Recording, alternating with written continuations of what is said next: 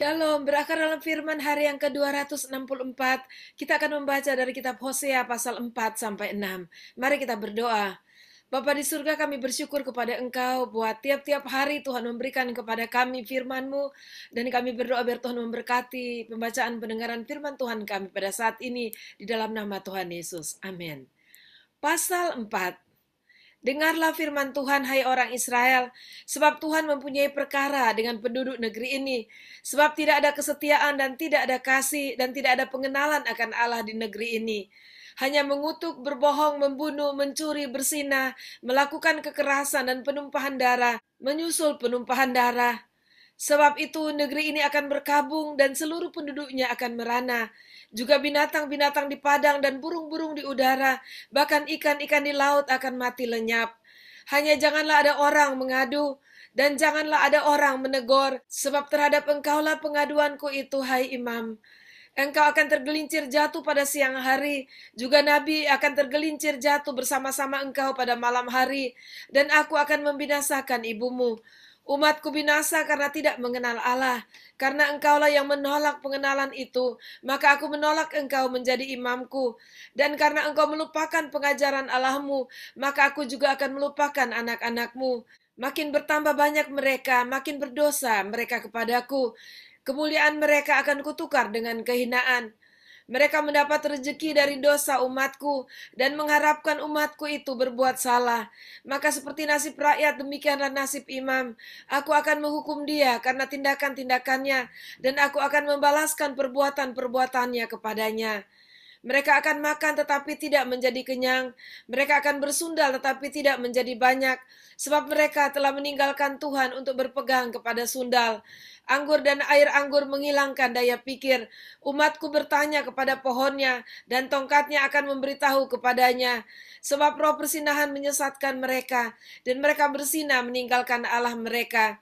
Mereka mempersembahkan korban di puncak gunung-gunung, dan membakar korban di atas bukit-bukit, di bawah pohon besar dan pohon hawar dan pohon rimbun, sebab naungannya baik.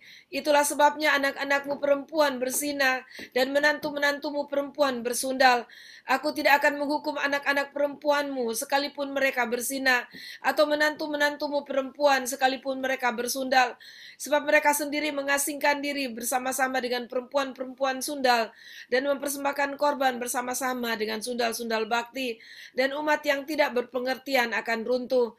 Jika engkau ini bersinah, hai Israel, janganlah Yehuda turut bersalah. Janganlah pergi ke Gilgal, dan janganlah naik ke Bet Awen, dan janganlah bersumpah demi Tuhan yang hidup. Sebab Israel degil seperti lembu yang degil. Masakan sekarang Tuhan mengembalakan mereka seperti domba di tanah lapang. Efraim bersekutu dengan berhala-berhala, biarkanlah dia. Persepakatan para pemabuk, mereka menyerahkan diri habis-habisan kepada persundalan. Mereka lebih mencintai kehinaan daripada kemasyuran mereka. Angin melingkupi mereka dalam sayap-sayapnya, dan mereka akan mendapat malu karena korban-korban mereka. Pasal 5.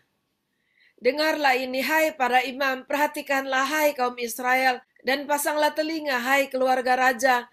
Sebab mengenai kamulah penghukuman itu, karena kamu telah menjadi perangkap bagi Mispa dan jaring yang dikembangkan di atas gunung Tabor, dan lobang yang dikeruk di lembah Sitim, maka aku ini akan menghajar mereka sekalian. Aku ini mengenal Efraim, dan Israel tidaklah tersembunyi bagiku, sebab engkau telah bersinah, hai Efraim, dan Israel telah menajiskan diri.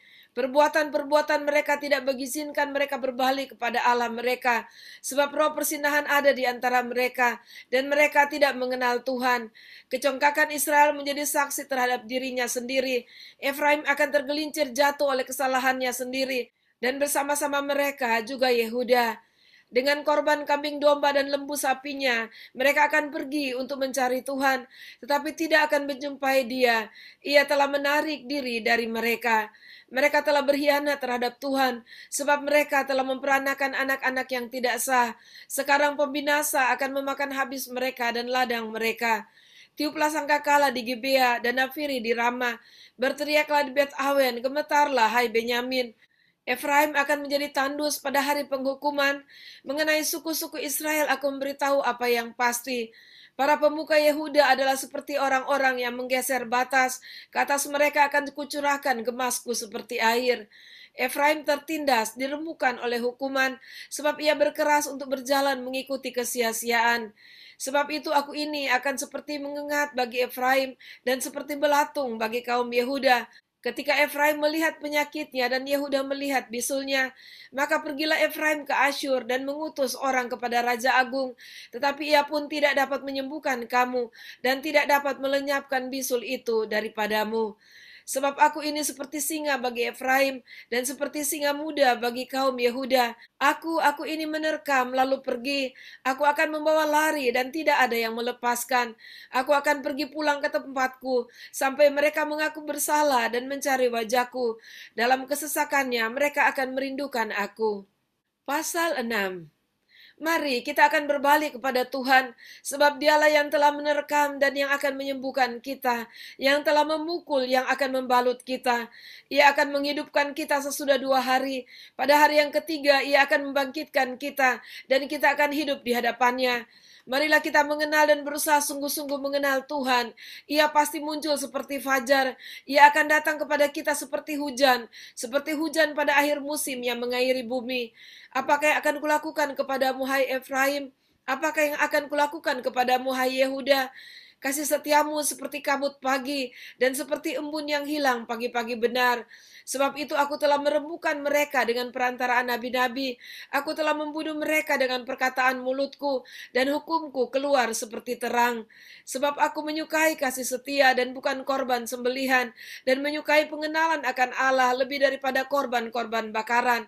Tetapi mereka itu telah melangkahi perjanjian di Adam. Di sana mereka telah berkhianat terhadap aku. Gilead adalah kota para penjahat, penuh dengan jejak darah. Seperti gerombolan menghadang, demikianlah persekutuan para imam. Mereka membunuh di jalan ke Sikem. Sungguh mereka melakukan perbuatan mesum. Di antara kaum Israel telah kulihat hal-hal yang mengerikan.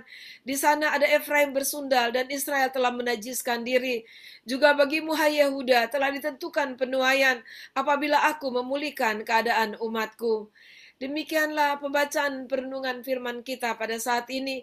Dan kita tetap melihat bahwa Allah tetap dengan kasih-Nya kepada umat pilihannya, yaitu bangsa Israel.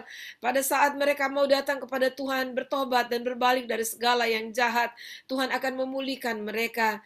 Dan di dalam apa yang dinyatakan Tuhan, bahkan melalui Nabi Hosea ini, Allah menubuatkan tentang hari ketiga di mana Yesus akan bangkit dan memberikan kelepasan bukan hanya bagi bangsa Israel, tapi bagi umat manusia. Sebab itu, marilah kita setia kepada Dia, satu-satunya juru selamat, satu-satunya yang memberikan pengharapan kepada kita, pengharapan untuk hidup kekal bersama-sama dengan Dia. Terpujilah Tuhan. Mari kita berdoa. Terima kasih Tuhan, kami bersyukur kepada Engkau buat saat ini. Terima kasih buat firman Tuhan yang mengingatkan kami bahwa kasih setiamu kekal selama-lamanya bagi umatmu. Dan biarlah kami memiliki hati yang sungguh-sungguh berpaut kepada Engkau, sehingga kami boleh terus memperkenankan Engkau dalam hidup kami. Terima kasih, dalam nama Tuhan Yesus kami berdoa. Amin.